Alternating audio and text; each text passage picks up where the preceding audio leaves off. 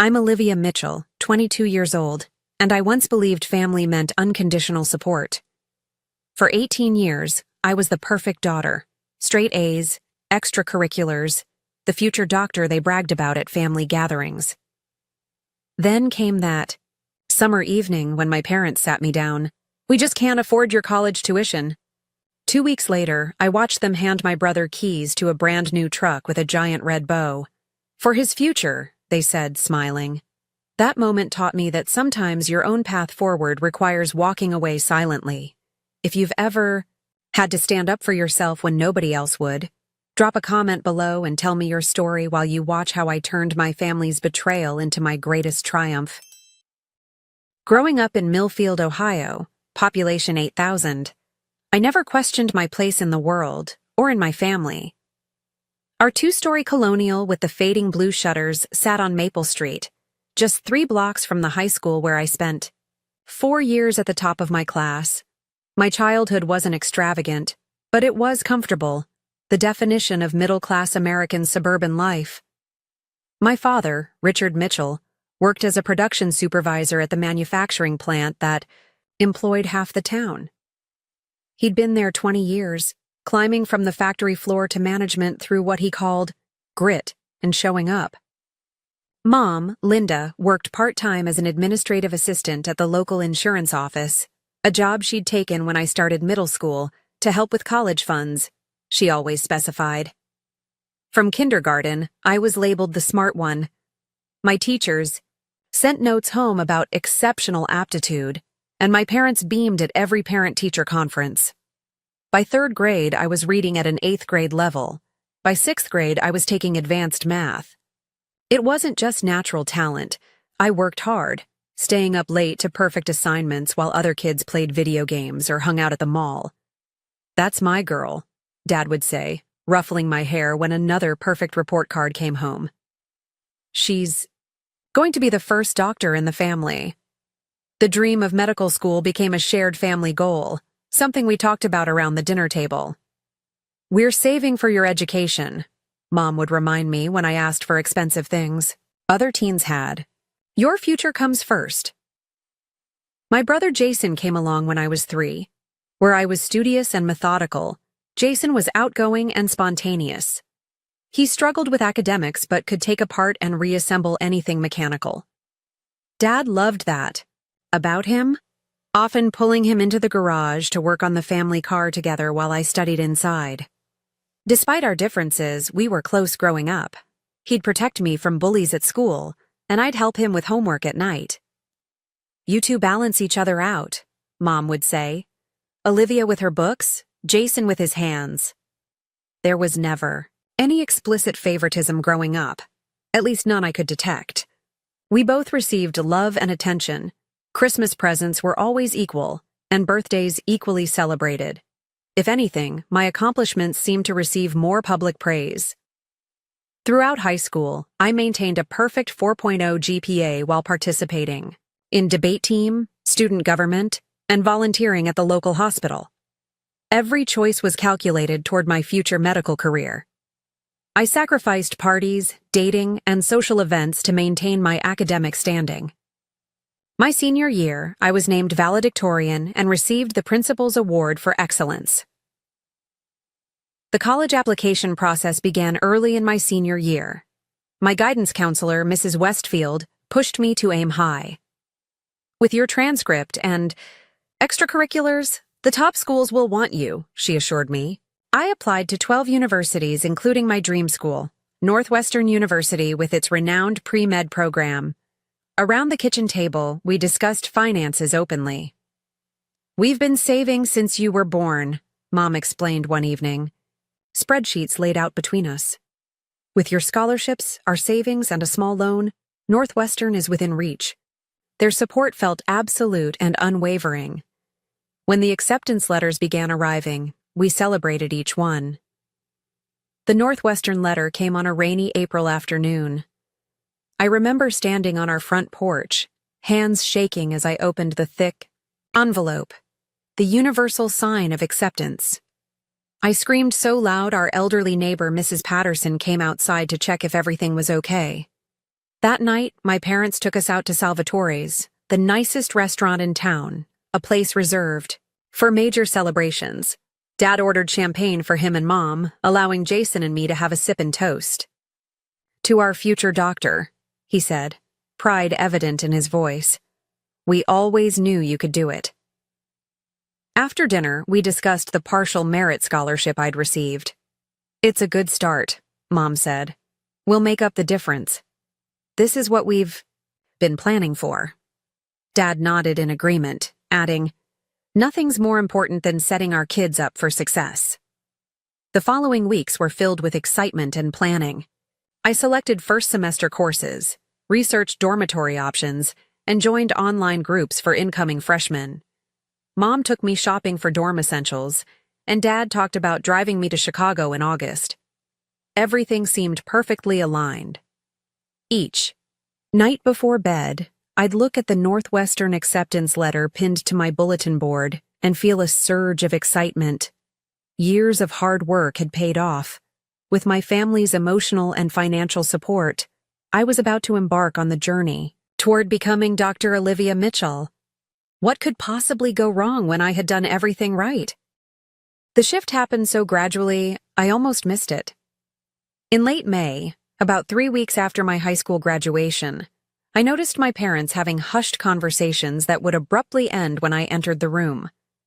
Dad started bringing work stress home, something he rarely did, commenting about financial pressures and uncertain times at the plant. Mom began scrutinizing grocery receipts and cutting back on household expenses, though nothing major.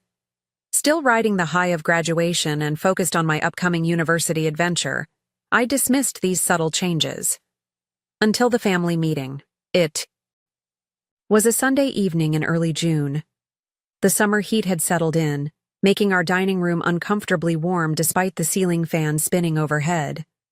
Jason was at a friend's house, conspicuously absent. "Olivia, we need to talk about college," Dad began, his voice oddly formal. He and Mom sat across from me, both looking tense. Dad's hands were clasped tightly on the table, his knuckles white. Mom kept adjusting her glass of water, not making eye contact. "Is everything okay?" I asked, anxiety immediately blooming in my chest. Dad cleared his throat. "Your mom and I have been reviewing our finances, and—" He paused, glancing at Mom. "We've realized we can't afford Northwestern after all." The statement hung in the air like something physical. I waited for more explanation, for the solution, for the "but here's what we'll do instead" that would fix everything. "What do you mean?" I finally managed, my voice small. Mom jumped in. "Some investments didn't perform as expected, and there have been unexpected expenses this year. We just don't have the savings we thought we did." "But you said—" "We've been planning this for years," I stammered, thinking of all the times they'd reassured me about college funds. Dad nodded gravely. "We know, sweetheart. We're disappointed too. But sometimes life throws curveballs." They proceeded to outline alternatives. The local community college for 2 years, then transferring, taking out larger student loans, postponing enrollment, and working for a year. Each suggestion felt like another brick stacking on top of my chest, making it harder to breathe. "Northwestern is offering me a half scholarship," I reminded them. "And I can work part-time. Even with the scholarship, we're looking at $20,000 a year we can't provide," Dad explained, sliding a calculator across the table with figures he'd worked out. "That's $80,000 over 4 years before medical school." I spent the rest of the evening in a daze. My entire future, the one path I'd been working toward with my parents' full encouragement, suddenly blocked. I retreated to my room and sat cross-legged on my bed, surrounded by Northwestern brochures and course catalogs, trying to process what had happened. The next few days became a blur of research. I investigated every possible scholarship, calculated potential work hours against study requirements, and explored loan options. I approached my parents with new proposals every evening, each met with regretful headshakes and vague explanations about fiscal responsibility and living within our means. One evening, returning from the library where I'd been researching financial aid options, I overheard my parents arguing in their bedroom. "We should just tell her the truth," Mom was saying, voice strained. "And say what, exactly?" Dad responded. "You know this is the right decision for the family." But we promised her, Richard. For years, we promised. Things change. Priorities change. She's smart. She'll adjust. Their voices dropped, and I backed away quietly, confusion mingling with the growing disappointment. What truth weren't they telling me? What priorities had changed? Little inconsistencies began catching my attention. Despite this supposed financial crisis, Mom came home with new garden furniture for the backyard. Dad mentioned weekend fishing trips with his work buddies. Our annual family vacation to Lake Michigan remained on the calendar. When I gently questioned these expenditures, Mom waved dismissively. "Those are different budgets, honey. The vacation's already paid for, and the garden set was on clearance." One afternoon, while searching for a stapler in Dad's home office, I noticed bank statements on his desk. I hadn't intended to snoop, but a particular figure caught my eye. A savings account with a substantial balance. Not "we can't afford college" substantial, but certainly not empty. I quickly replaced the paper, my mind racing. Jason returned from his friend's house that evening unusually cheerful, whistling as he raided the refrigerator. When I asked what had him so happy, he just shrugged and said, "Graduation's coming up. Just excited to be done with school." Something didn't add up. The explanations about investments failing, the arguments behind closed doors, the money still clearly being spent on other things, Jason's mysterious good mood, all while my future crumbled. I went to bed that night with an uneasy feeling that the truth was just below the surface, waiting to be discovered. Jason's high school graduation ceremony arrived on a sweltering June afternoon 2 weeks later. The school gymnasium was packed with proud families fanning themselves with programs, the air thick with perfume, aftershave, and anticipation. I sat between my parents in the third row, reserved for families of honor students. Jason had barely scraped a 3.0 GPA, but his position as captain of the wrestling team had earned him special recognition. When his name was called, my parents leapt to their feet, applauding wildly. Dad even whistled with his fingers, something he'd never done at my ceremony. I stood and clapped too, genuinely happy for my brother despite my own disappointment lingering in the background. "Mitchell family, please meet outside by the oak tree for photos," Mom instructed as we filed out. After the ceremony, our extended family had traveled for the occasion. Grandparents from Florida, aunts and uncles from neighboring states, cousins I hadn't seen in years. We gathered under the massive oak, taking the standard graduation photos. Jason in his blue cap and gown, holding his diploma. Jason with Mom and Dad. Jason with grandparents. Jason with me. Throughout it all, my father kept checking his watch and exchanging glances with my uncles, who seemed unusually excited about something. "All right, everyone," Dad announced after the photos. "We have a special surprise. Please follow us to the parking lot." A ripple of excited murmurs passed through the family as we processed to the far end of the school parking lot. As we rounded the corner, I saw it, a brand new Ford F-150 truck, gleaming black with chrome accents, a massive red bow attached to the hood. It sat apart from other vehicles, clearly on display. For one surreal moment, I didn't make the connection. Then Dad pulled a set of keys from his pocket, the Ford logo clearly visible on the key fob. "Jason," he said, his voice booming with pride, "your mother and I couldn't be prouder of the young man you've become. As you start your journey into the construction trade, we wanted to make sure you had reliable transportation for your future." "This truck is yours, son!" The family erupted in cheers and applause. Jason's face transformed with shock and joy as he sprinted to the vehicle, running his hands over the polished surface in disbelief. "Are you serious? This is mine?" Mom nodded tearfully. "All yours. We know how hard you've worked." I stood frozen, unable to process what was happening. The truck couldn't have cost less than $50,000. $50,000 while my college dreams disintegrated due to financial difficulties. Uncle Robert slapped Dad on the back. "You outdid yourself, Rich. What a gift!" Dad beamed, addressing the gathered family. "We believe in investing in our children's futures." Jason's chosen a practical career path in construction, following in my father's footsteps. This truck isn't just transportation, it's a work vehicle, an investment in his business. The family nodded approvingly. Jason was already in the driver's seat, exploring features with childlike excitement. No one seemed to notice me standing, slightly apart, or the expression on my face. No one except Grandma Mitchell, who gave me a curious look before being distracted by Jason honking the horn. The celebration continued at our house, with a backyard barbecue that had clearly been planned well in advance.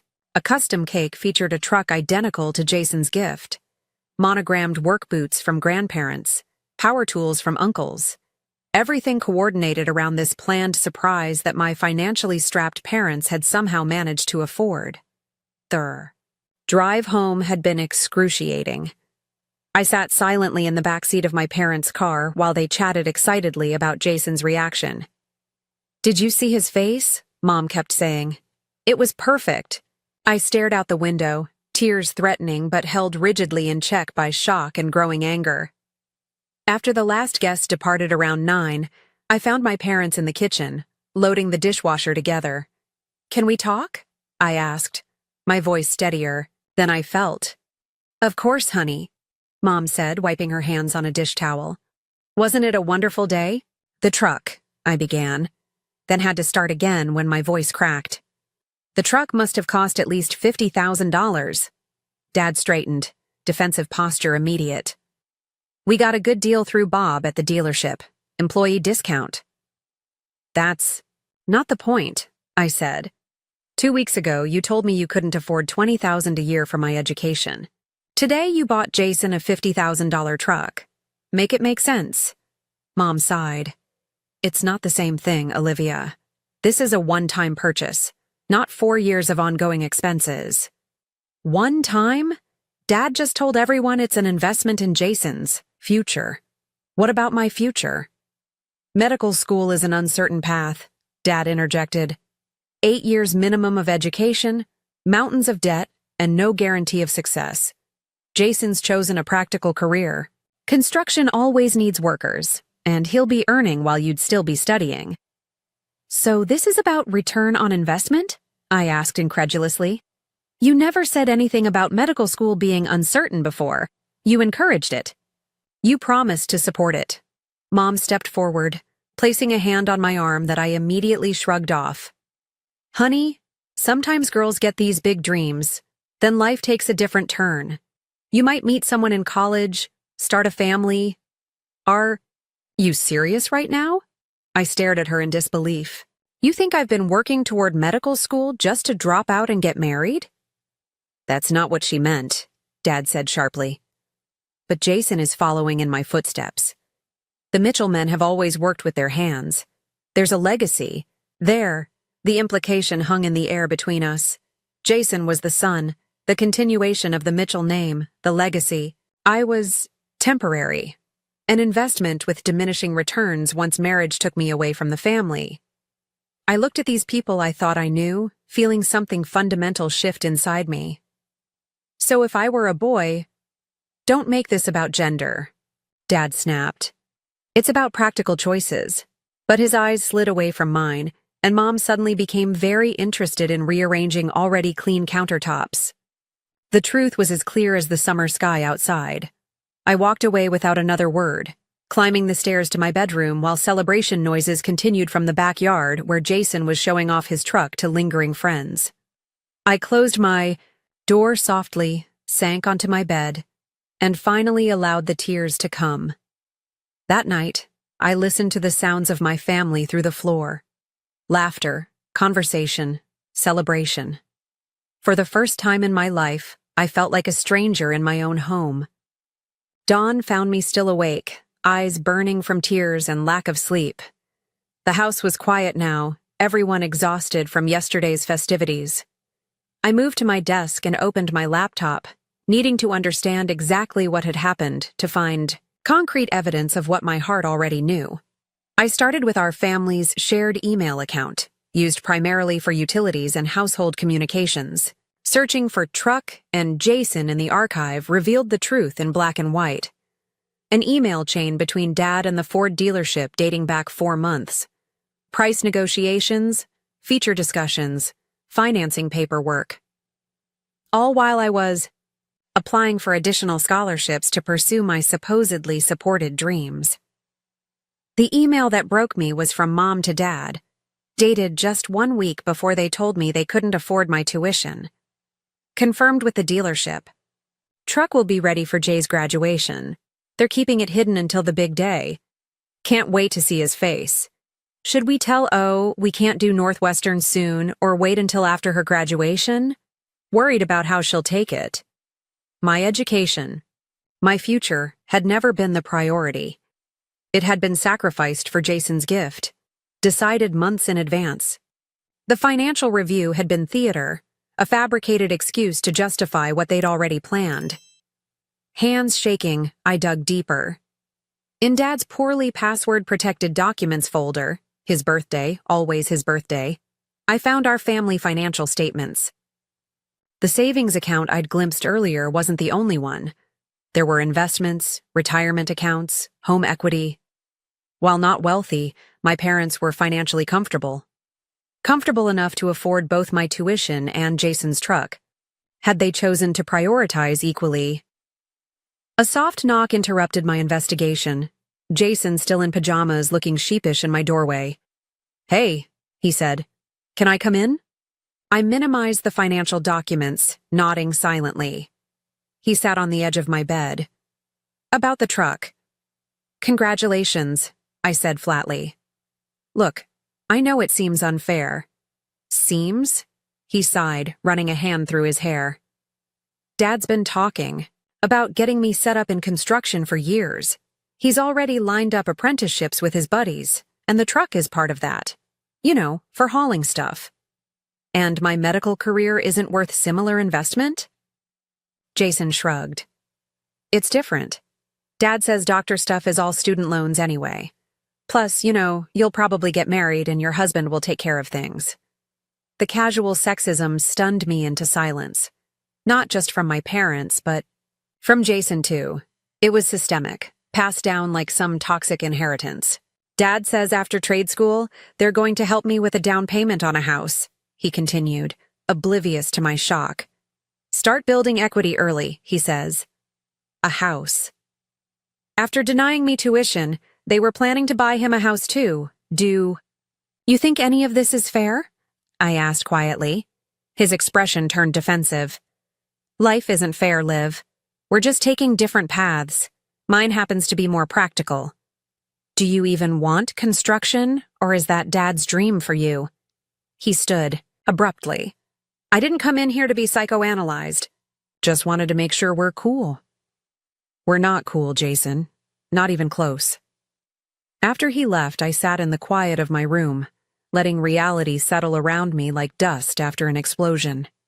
Everything I thought I knew about my family, about my place, in it, had been a carefully constructed illusion. I wasn't the cherished daughter whose dreams mattered.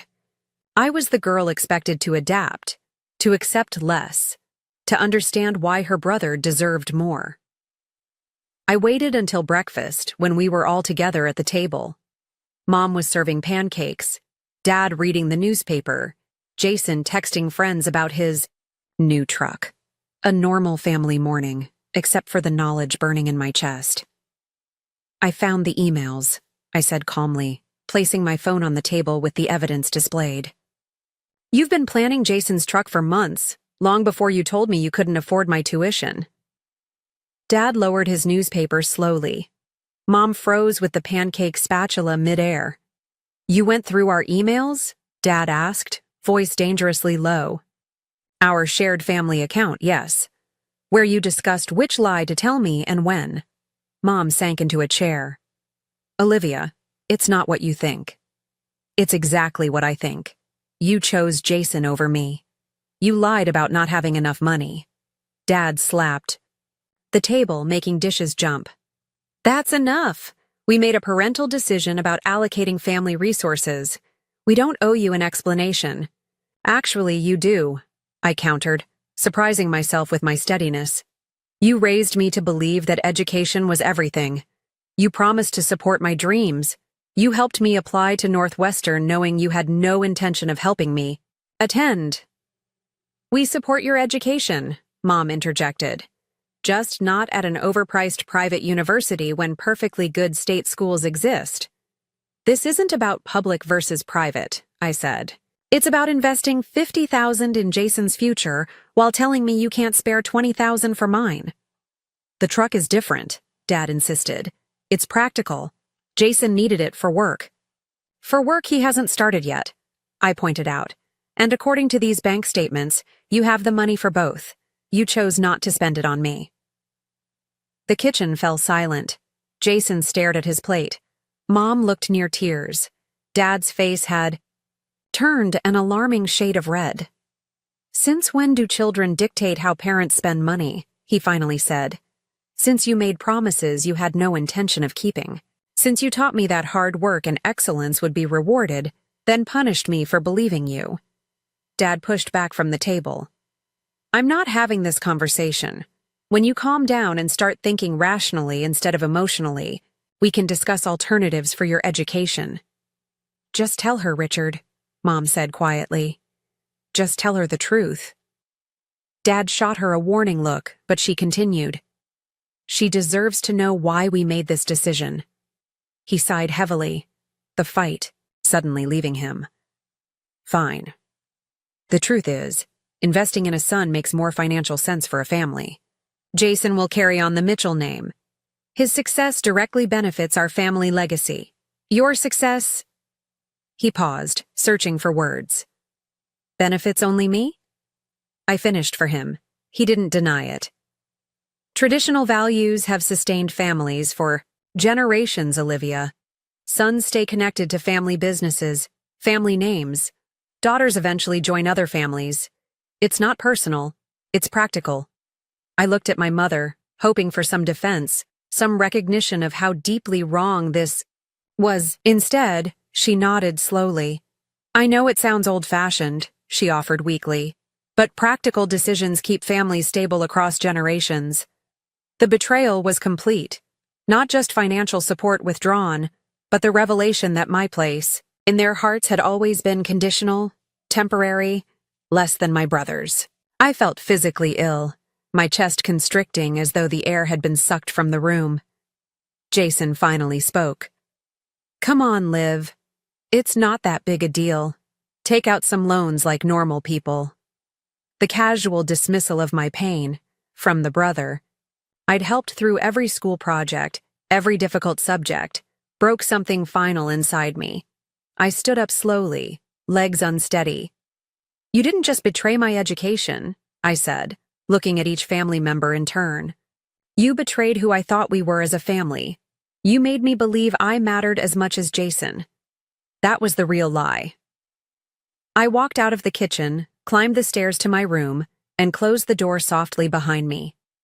Then I collapsed to the floor, hand pressed against my mouth to stifle the sobs that tore through me, my entire body shaking with the force of this fundamental betrayal. Through the floor, I could hear the murmur of conversation continuing without me, life proceeding as though my world hadn't just imploded. I curled into myself, surrounded by Northwestern acceptance letters and valedictorian medals, academic achievements that had apparently never been enough to secure my equal place in the Mitchell family. 3 a.m. The quietest hour of night, when even the house itself seemed to be sleeping. I sat cross-legged on my bed, laptop glowing in the darkness, illuminating tear-streaked cheeks I no longer bothered to wipe. The emotional collapse had given way to something else, cold, clear determination. If my family wouldn't invest in my future, I would find another way. I refused to abandon my dreams because of their betrayal. I'd spent hours researching every possible scholarship opportunity, focusing on those still accepting late applications. The Edmonds Foundation Scholarship for Exceptional Students caught my attention. full ride for students demonstrating academic excellence and resilience in the face of significant obstacles. It required an essay, recommendation letters, and an interview, all within the next 2 weeks. With trembling fingers, I typed an email to Mrs. Westfield, my high school guidance counselor. Despite the hour, I needed to reach out immediately. Mrs. Westfield, I'm facing an unexpected financial crisis with my Northwestern plans. My parents have withdrawn all support. Are you available to discuss emergency scholarship options tomorrow? I'm determined to find a way forward. Olivia Mitchell. At first light, I slipped out of the house before anyone awoke and walked to the local coffee shop with free Wi-Fi. Mrs. Westfield had responded already, offering to meet me at her office at 9. Bring all your financial information, she wrote. We'll figure this out. The high school felt eerily empty during summer break. Mrs. Westfield waited in her office, concern evident in her expression when she saw my exhausted state. Olivia, what happened? She asked, gesturing to the chair across from her desk. I explained everything. The false claims of financial hardship, Jason's truck, the family confrontation, the revelation of their true values. As I spoke, Mrs. Westfield's expression shifted, from concern to outrage. I don't even have words, she said when I finished. I've worked with your parents for years. I never imagined they would do this. Neither did I admitted. But here we are. I need to find a way to attend Northwestern without them. She nodded decisively. The Edmonds Scholarship would cover everything, but it's highly competitive. Only 5 awarded nationally each year. I'll be one of them, I said with quiet certainty. I have to be. What followed was the most intense 2 weeks of my life. By day, I maintained a hollow facade at home, speaking minimally to my family, eating meals in silence or in my room. They attempted occasional overtures, Mom suggesting community college applications, Dad mentioning loans again. But I responded, with single words or nothing at all. By night and during every moment alone, I worked. The scholarship essay required detailed explanation of my circumstances and how I planned to overcome them. Mrs. Westfield helped me craft language that was honest without being melodramatic, emphasizing my resilience rather than victimhood. Dessau. Committee doesn't want to award pity scholarships, she explained. They want to invest in students who will succeed despite obstacles. We secured recommendation letters from my principal, hospital volunteer coordinator, and debate team coach. Each spoke to different aspects of my character: academic excellence, compassion, persuasive articulation. Mrs. Westfield herself wrote the 4th letter, addressing my newfound circumstances with professional delicacy and personal conviction. The financial documentation proved tricky. I had limited access to my parents' information, but Mrs. Westfield helped me complete the forms with what I knew. They'll verify independently, she assured me. Just be truthful about your situation. Throughout this process, I lived in a strange limbo at home. My parents seemed uncertain how to approach me after the confrontation. Mom left plates of food outside my door when I skipped meals. Dad made awkward attempts at small talk about the weather. Jason avoided me entirely, spending most time with his friends or proudly driving his new truck around town. The application complete, I submitted everything electronically from Mrs. Westfield's office. 3 days later, I received an email requesting a video interview with the scholarship committee. Scheduled for the following Monday at 10 a.m., Mrs. Westfield offered her office for the interview. You need privacy and good internet, she said, and maybe a friendly face nearby. The interview panel consisted of 5 people: the foundation director, 2 university administrators, a corporate sponsor, and a previous scholarship recipient.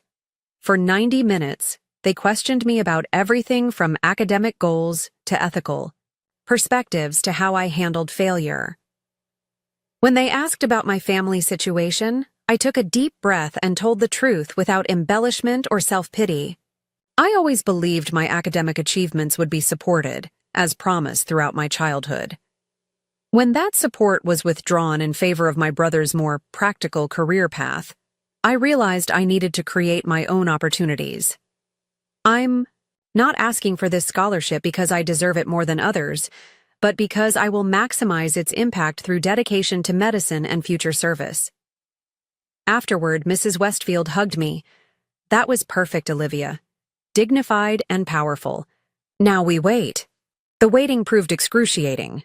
At home, tensions remained high. Dad had taken to making pointed comments about ungrateful children and emotional overreactions. Mom vacillated between tearful apologies and defensive justifications. One evening, she cornered me in the hallway. "We still love you, Olivia. We're still your parents. Can't we move past this?"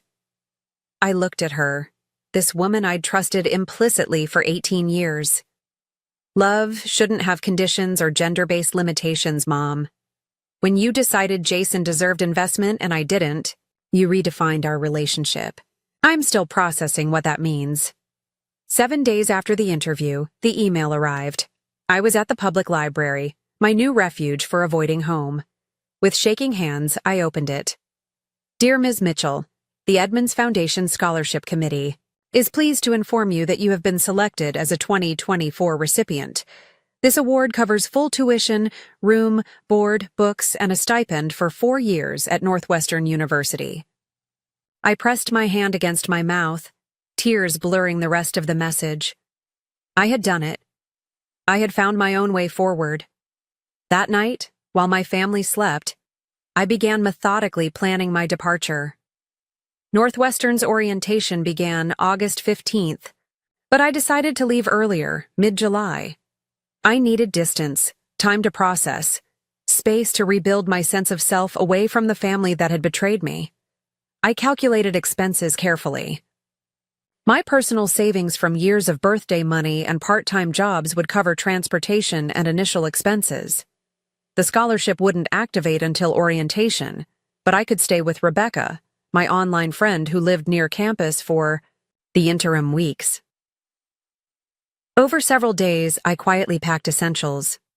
Winter clothes could wait. I only needed summer items and irreplaceable personal belongings. Everything fit into 2 suitcases and a backpack. I left behind the lavish graduation gifts from relatives, the laptop, the pearl earrings, the monogrammed luggage. Those felt tainted now. The night before my planned departure, I wrote a brief note. "I have received a full scholarship to Northwestern. I am pursuing my medical education as planned. Do not contact me. I will reach out if I'm ready. Olivia." No emotional accusations, no heated explanations, just facts.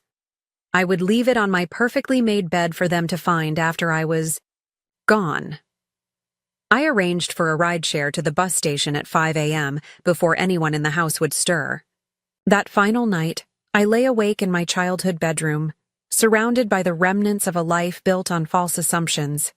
Swimming trophies from elementary school, academic awards throughout high school, family photos where we all smiled, believing or pretending we were equal members of a loving unit. In the pre-dawn darkness, I moved silently through the sleeping house, placing my note centered on my bed. I didn't allow myself a final glance at my parents' closed door, or at Jason's room, with its sports posters and new car keys on the dresser. Those people were now characters in my past, not architects of my future. The front door closed softly behind me. The weight of betrayal remained, but alongside it grew something new, the fierce pride of self-reliance. Whatever came next would be my creation alone. In the growing light of dawn, I walked away from the Mitchell family home, 2 suitcases containing my remaining connections to childhood, and a determination that would never again be dependent on anyone else's validation. The Greyhound bus pulled into Chicago Station at 2 in the afternoon on a brutally hot July day. Sweating in jeans and a t-shirt, I dragged my suitcases through the crowded terminal, searching for the exit. After 18 hours of travel, local bus to Cleveland, overnight Greyhound to Chicago, exhaustion competed with anxiety, and a strange, buoyant sense of freedom. Rebecca waited outside, recognizable from our video chats over the past year. We'd met in an online pre-med forum, bonding over shared interests and goals. When I explained my situation in a tearful late-night call, she immediately offered her apartment couch until dormitories opened. "Olivia," she called, waving enthusiastically. "Over here!" Her hug felt like the first genuine human connection I'd had in weeks. She helped with my bags, chattering about neighborhood restaurants and campus landmarks we'd visit. Her easy warmth began thawing something frozen inside me. Rebecca's apartment, shared with 2 other students, was tiny but welcoming. The couch that would be my bed for 3 weeks looked more inviting than my bedroom at home had felt in those final days. "It's not much," she apologized, "but mi casa es su casa." "It's perfect," I assured her, meaning it. This shabby couch represented independence, chosen connections rather than obligatory ones. The first night, lying awake under borrowed blankets while Rebecca's roommates quietly moved around the apartment, homesickness hit with unexpected force. Not for my parents or even my childhood home, but for the certainty I'd once felt about my place in the world. I'd lost not just family support, but an entire framework for understanding relationships and trust. Morning brought renewed determination. Rebecca had classes, but left campus maps and her spare key. "Explore," she encouraged. "Start making it yours." I spent that day wandering Northwestern's campus, an outsider looking in. Students attending summer sessions moved purposefully between buildings. I found the pre-med advising office, closed until orientation, and the dormitory where I'd been, assigned a room. Standing outside these places, I felt simultaneously that I belonged, and that I was a fraud who'd had to scheme her way into belonging. By week 2, I'd established routines: mornings exploring campus, afternoons at a local coffee, shop with free Wi-Fi, researching student jobs and applying for campus positions, evenings cooking dinner with Rebecca and her roommates, who never questioned why a stranger occupied their living room or treated me with anything less than warmth. My phone remained off. I'd checked it once after arrival, finding 37 missed calls and dozens of texts from my parents and Jason. The messages progressed from confused to angry to pleading. I read none in detail, merely confirming they knew I was gone. Then I powered off the device, unable to handle their emotions while still processing my own. I found work as a research assistant in the university's biology department, starting immediately despite classes being weeks away. The professor, Dr. Eleanor Chen, needed help organizing data from summer experiments. The position paid modestly, but offered invaluable experience and connection to my field. "You're incredibly organized," Dr. Chen commented after my first week. "Most freshmen require more supervision." "I've learned to be self-sufficient," I replied, leaving the complicated reasons unspoken. When dormitories opened for early arrivals, I moved into my assigned room with profound relief. The space was minimal: twin bed, desk, dresser, half a closet, but entirely mine. My roommate wouldn't arrive for another week, giving me time to settle into the space physically and emotionally. That first night alone in my dorm room, I cried for hours. Not from sadness exactly, but from release. The tension of the summer, the shock of discovery, the stress of securing my future independently, the exhaustion of maintaining composure through it all, everything poured out in those private tears. By morning, I felt hollowed out, but somehow lighter. Classes began, and I threw myself into academics with renewed purpose. Each completed assignment, each professor's approving nod, each successful quiz became tangible proof that I belonged here despite my family's lack of faith. I scheduled courses strategically, maximizing pre-med requirements while balancing workload. My research position with Dr. Chen expanded to 10 hours weekly. October brought the first real challenge to my new independence. Thanksgiving break loomed, with dormitories closing and most students returning home. The thought of seeing my family sent panic through me. I wasn't ready. The wounds remained too raw. Dr. Chen provided unexpected sanctuary. "I need someone to monitor experiments during the break," she mentioned casually. "Paid, of course, with access to graduate housing since dorms close. Any interest?" The relief must have shown on my face. "Yes, absolutely yes." Thanksgiving Day found me in Dr. Chen's lab, running cell cultures while most of America gathered around family tables. She appeared mid-afternoon with containers of food. "My family's dinner," she explained. Much too much, as always. We ate, together in the lab's break room, discussing research rather than personal matters. Only when finishing did she say, "Family complications can be the hardest scientific problem to solve. Whatever yours are, remember that families form in many ways. Some we're born into, others we create deliberately. The latter often fit better." Her words resonated deeply.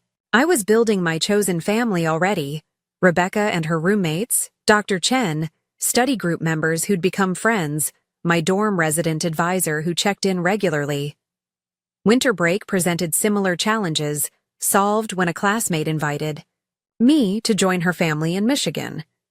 "Mom always makes too much food, and our guest room sits empty," she insisted. I accepted gratefully, experiencing a normal, loving family dynamic that made my own situation both more painful by comparison and somehow less consuming.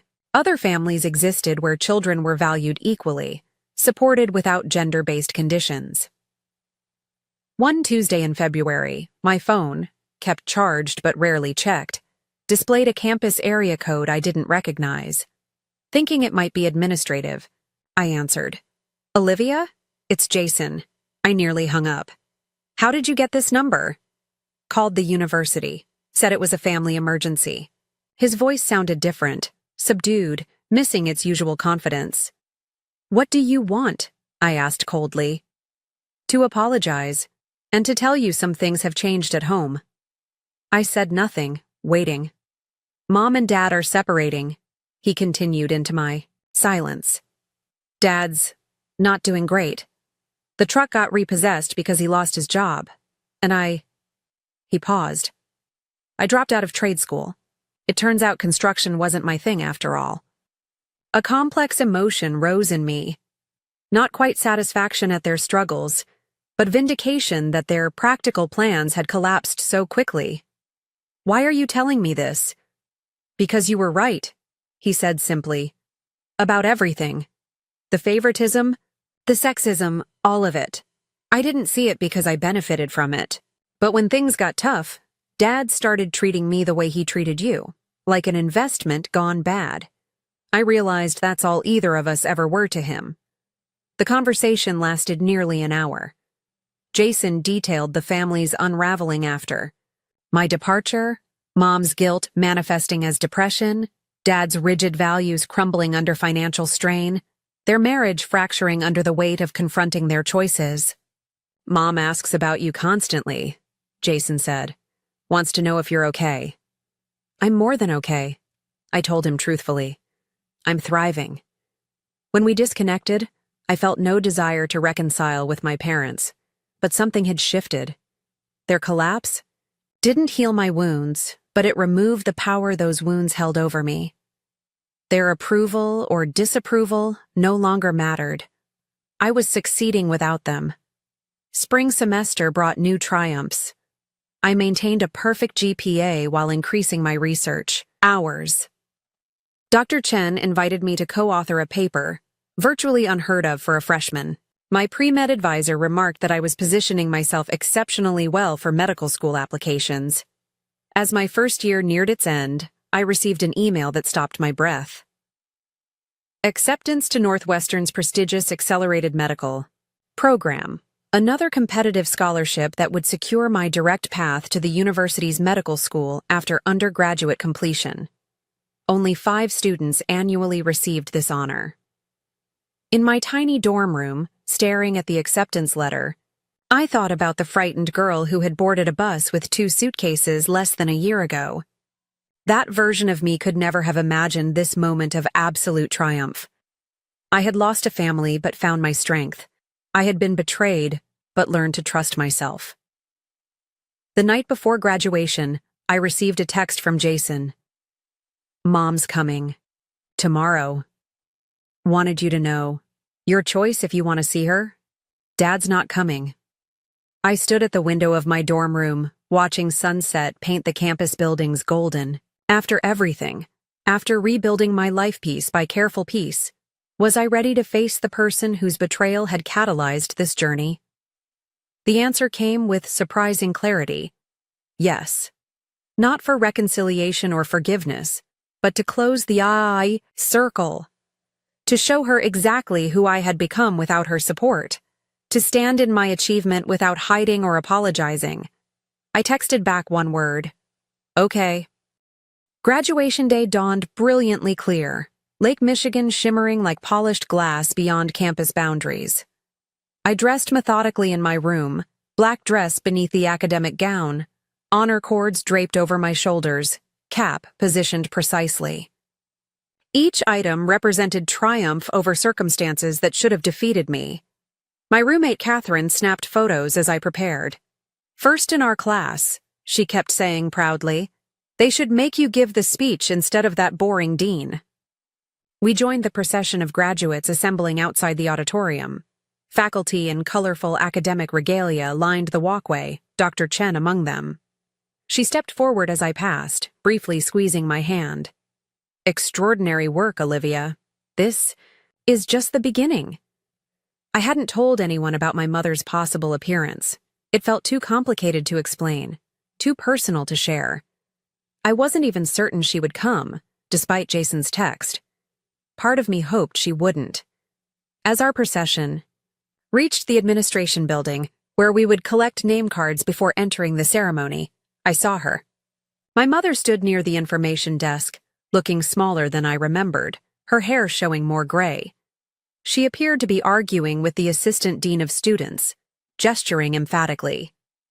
"I need to know where my daughter is," I heard her saying as I approached. "Olivia Mitchell, I'm her mother. I haven't seen her in 4 years. As I've explained, Mrs. Mitchell, we cannot provide student information without permission. Privacy policies are very clear." My fellow graduates continued past this scene, oblivious to the drama unfolding. I could have joined them, avoided this confrontation entirely. Instead, I stepped away from the line. "Mom." She turned, her face transforming through shock to disbelief, to something like wonder. "Olivia, is that really you?" 4 years separated us. 4 years of complete silence after 18 years of daily interaction. She looked at me like I was a stranger, which in many ways, I was. "Why are you here?" I asked quietly. "To see you?" "Graduate." Her voice trembled. "Jason told me. I had to come, even if you didn't want to see me." The assistant dean, sensing personal drama, discreetly stepped away. Mom and I stood facing each other in the administrative lobby, graduates flowing around us like water around stones. "You look so grown up," she said. "So confident." "I am confident," I replied. "I did this without you or Dad, without anyone's help." She flinched slightly. "I know. That's why I had to come. To tell you I'm sorry. More sorry than you can imagine." Part of me had imagined this moment, rehearsed cutting words designed to inflict the pain I'd experienced. Standing before her vulnerability, those prepared speeches evaporated. "A lot has changed," I said simply. "Everything's changed," she agreed. "Your father and I separated 2 years ago. The divorce was finalized last month." I nodded, having heard pieces from Jason's occasional texts. "After you left?" she continued, then stopped to steady her voice. "After you left, nothing was the same. All our certainties collapsed. Jason dropped out of trade school. Your father lost his job when the plant downsized. The financial security we thought was so important vanished anyway. I'm sorry things have been difficult," I said, surprised to partially mean it. "Don't be," We deserved it. She looked down at her hands. The way we treated you was unforgivable. Choosing to invest in Jason over you because of outdated, sexist values. I participated in that decision. I can't undo it. No, you can't, I agreed. Your father still can't admit he was wrong. His pride? She shook her head. It cost him everything. Our marriage, his relationship with both his children, his self-respect. And Jason? I asked, curious despite myself. A small smile touched her lips. He's finding his way. Community. College now, studying graphic design. He's actually good at it. Says he should have ignored Dad's pressure from the beginning. He talks about you all the time, how you inspired him to pursue what he actually wants. The irony wasn't lost on me. My brother had ended up at community college after all the preferential treatment, while I had succeeded at the university they claimed I couldn't attend. I should rejoin the procession, I said, gesturing toward the graduates now nearly all inside. Of course. She stepped back awkwardly. I won't intrude on your day. I just wanted to see you, to tell you how proud I am of what you've accomplished. Against all odds, against our terrible mistakes. Something softened slightly in my chest. Not forgiveness exactly, but recognition of her humanity, her capacity for growth, even if it came too late for our relationship. Are you staying for the ceremony? I asked. Hope illuminated her face. Yes, I have a ticket. Jason helped me get it. Find me afterward, I said, neither promise nor rejection. If you want, she nodded, tears spilling now. I'd like that. Very much. I rejoined the procession just as it entered the auditorium. The grand space buzzed with excitement, parents and friends filling every seat, faculty assembled on stage. I took my place with the other honors graduates in the front row, focused on the culmination of my academic journey, rather than the emotional complexities waiting outside. When they called my name as valedictorian, the applause seemed to expand the room itself. Walking across that stage, accepting my diploma with highest honors, I remembered the terrified girl who had left home with 2 suitcases and a broken heart. She could never have imagined this triumph, this absolute validation of her worth. After the ceremony, Catherine hugged me fiercely. We're having a celebration at Giovanni's. You have to come. I'll meet you there, I promised. There's something I need to do first. My mother waited near the entrance, uncertainty written across her face. When she saw me approaching, relief replaced tension. You were incredible, she said. Top of your class. Thank you. An awkward silence stretched between us, years of unspoken words creating an almost physical barrier. Jason wanted to come, she offered. He had a final exam he couldn't reschedule. I nodded, then made a decision. I'm meeting friends for a graduation dinner. Would you like to join us? Her surprise was evident. Are you sure? I wouldn't want to intrude. You wouldn't be intruding if I'm inviting you, I said. It's not forgiveness or reconciliation. It's just dinner. Just dinner would be wonderful, she replied softly. Giovanni's bustled with celebration when we arrived. My friends had claimed a long table near the back, faces lighting with curiosity when I approached with an older woman they'd never seen. Everyone. This is Linda Mitchell, my mother, I said, the words strange on my tongue after years of silence. Mom, these are my friends. Catherine recovered first, pulling out a chair. Nice to meet you, Mrs. Mitchell. Olivia never mentions family. Come sit by me and spill all her childhood secrets. The dinner progressed with surprising ease. My mother shared sanitized versions of my childhood achievements. My friends detailed our college adventures. And I observed this integration of my past and present with cautious wonder. When Mom excused herself to the restroom, Catherine leaned over. You never talk about your family. Is everything okay? I considered the question carefully. It's complicated. We've been estranged since before freshman year.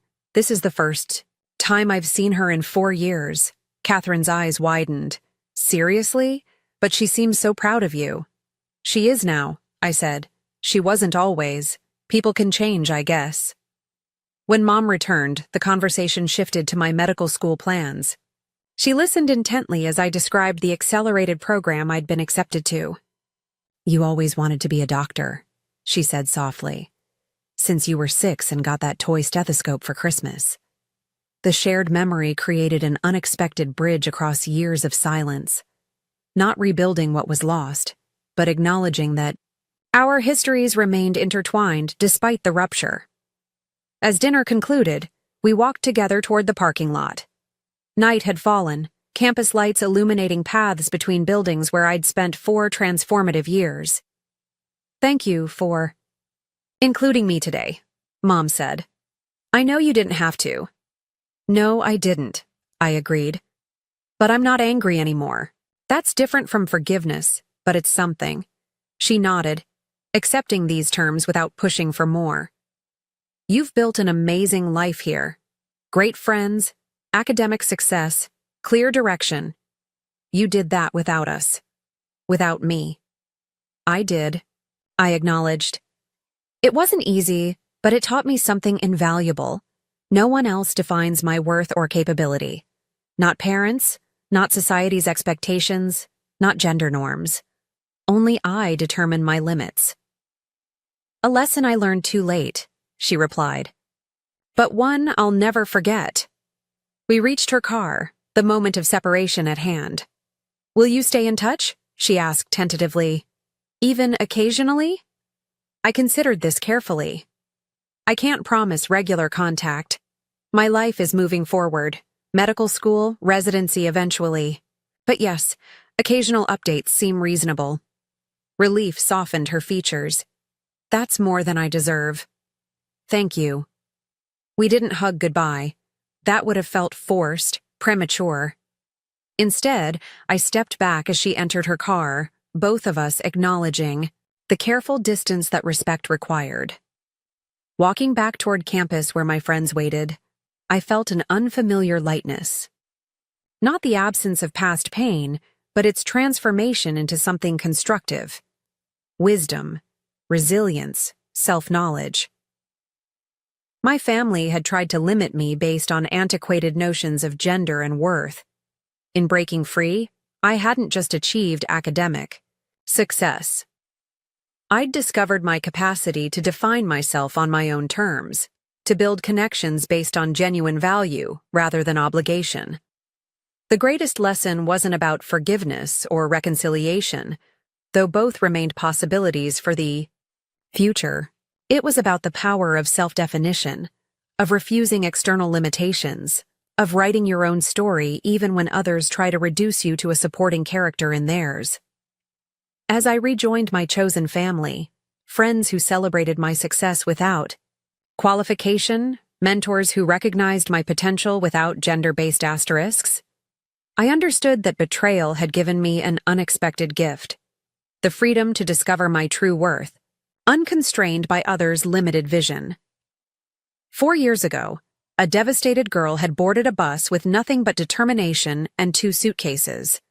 Today, a confident woman in graduation regalia looked toward a future limited only by her own choices, not by anyone else's expectations. The journey between those 2 versions of myself had been painful but necessary, breaking old bonds to forge stronger ones, including the most important bond of all, the one with myself.